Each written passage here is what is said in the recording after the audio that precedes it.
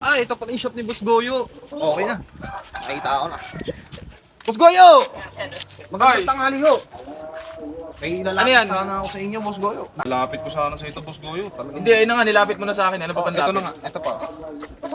Medyo ano lang talaga. Gipit lang sa budget. Kasi yung mga kinukuha ko dito, mga item. Kaya, Eh, ito kasi, dadali mo sa akin, pangkata yan eh. Boss Goyo, naglakas loob nga lang ako. Nilapit ko talaga sa inyo ito. Baka makursunadaan nyo. Kasi ito po yung linyada nito.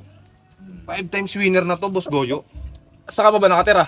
Tanay Rizal pa ako, Boss Goyo. Ang layo Galing mo ako pa pala. Tanay Rizal. Hometown lang nga to, Boss Goyo. White Kelso ni B-Boy. Yung klaro, ibibenta mo yan sa akin. Ibibenta ko talaga, Boss Goyo. Ayun talaga yung sadya ko rito, kaya lumuwas pa ako ng Tanay Rizal.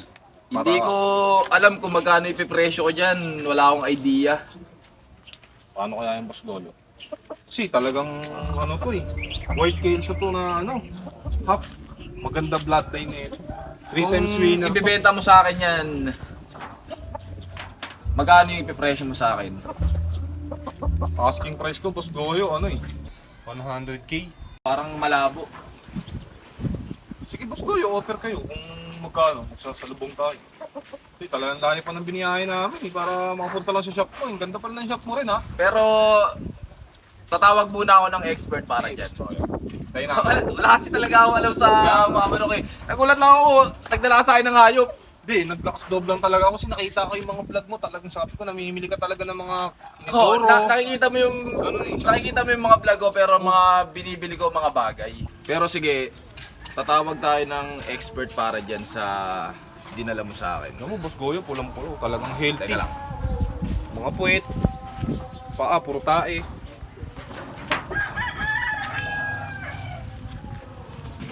Hello, hello.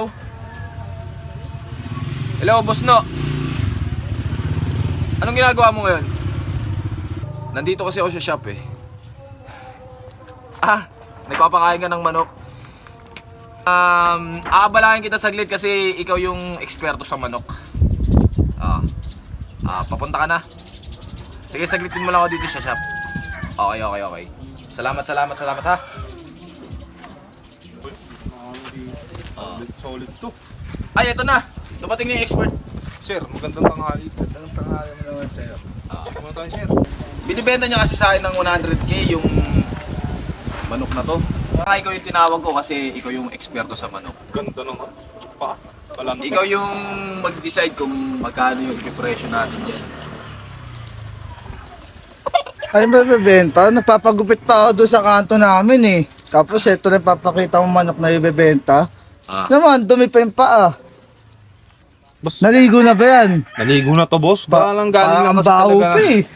Galing lang talaga sa kulungan to, boss. Kaya talagang kinuha ko lang sa kulungan to. Talagang Sa mga manok, hindi ko magugustuhan ng ganitong mga manok eh. Hindi mo naman kasi. Matapang ba yung manok mo?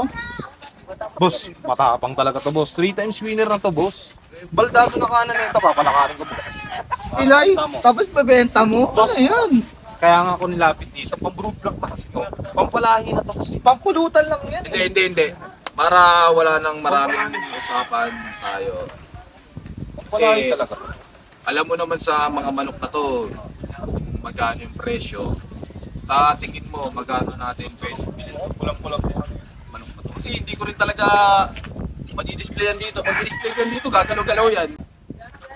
Boss Goyo, mabibili nitong manok na to 100 pesos pa baba. Ayun sir, sabi ng expert natin, mabibili natin. Mabibili ko yan ng 100 pesos pababa. Pero yung sinasabi mo sa akin na 100k, Hindi ba kaya, boss? hindi talaga kakayanin. Bibili ko sa'yo ng 100k yan, tapos ipapakain ko lang sa aso, sayang 100k. Kaya lang, boss, Diba? Isip lang. Pero kung ibibenta mo sa akin, talagang mga antigo na gamit, bibili natin ng yung sinasabing presyo na 100k kahit tumawad ka na mga 70k, 60k. Diba kasi, boss, kasi manok talaga eh. Oo. Stock yung dinala ko eh. Kasi takas loob lang talaga ako kasi talagang napanood ko lang yung mga video mo talaga na ang dami nagbebenta sa'yo. Eh baka nagbaka sakali lang ako na mabili mo to na sa asking price ko kaya lapit ko na sa'yo ngayon. Pero kayo, Boss Goyo, kung anong asking price nyo? Mabibili ko siya ng 30 pesos para may pamasahe ka na papuntang Tanay. Yung deal natin, kung ibibenta mo sa akin, kukunin ko yung manok mo, ibibigay ko sa iyo yung 30 pesos, tapos yung usapan. Siguro, baka pwede sa lubong tayo sa 40. Para sa effort na lang namin kasi at 40 lang, Boss Goyo, sa lubong na tayo. Hindi ka mapapaya sa mga iaanak nito. 3 times winner yan, Boss Goyo, sa sabungan. Tignan mo. Sige.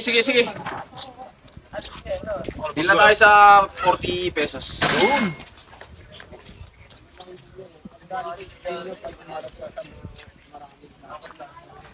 Ang kakatay rin natin to eh. Alam na, Keys. Ayun, salamat. Yan. Si Boss Goyo. Boss No, Salamat. pasalamat tayo kay Sir. Galing pa Tanay Rizal. Tanay Rizal? Tanay Rizal, Boss. Sa ano pa? Sa may... Galing pa ba kay Biboy Enriquez to? Bibo Enriquez pa yan, Boss. Ah.